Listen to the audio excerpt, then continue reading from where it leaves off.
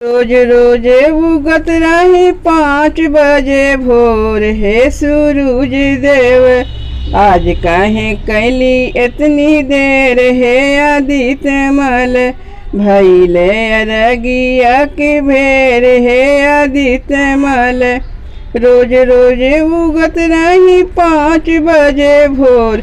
हे सूरज देव आज काहे कैली इतनी देर। हे आदित्य मल भैले अरगिया के बेर। हे सूरज देव जल्दी से आइल बानी गंगा जी के घाट हो। धई के ध्यान राहुल जो है सब बाट हो। जल्दी से आइल बानी गंगा जी के घाट हो। धई के ध्यान राहुल जो है सब बाट हो। थर थर कांपे दहिया चले नाही जोर। हे सूरज देव काहे कैली इतना ही देर। हे आदित्य मल थर थर कांपे दहिया चले नाही जोर। हे सूरज देव आज काहे कैली इतनी देर। हे आदित्य मल भैले अरगिया के बेर। हे सूरज देव 7 घोड़ा वाला रथ पे चढ़ के रउआ आई। बदरी के चीर के आती दर्शन दिखलाई।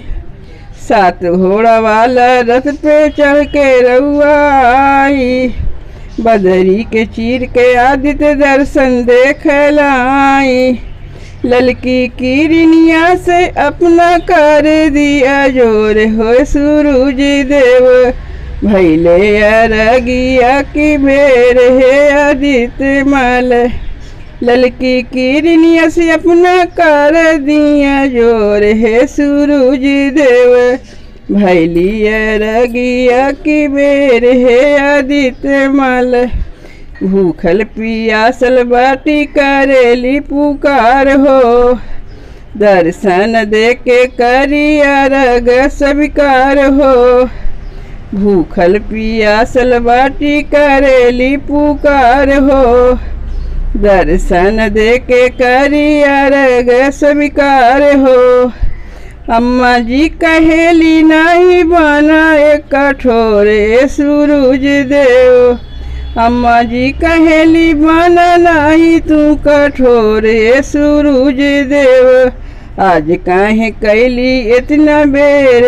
आदित्य मल भैले अरगिया की बेर। हे आदित्य मल रोज रोज उगत रही 5 बजे भोर।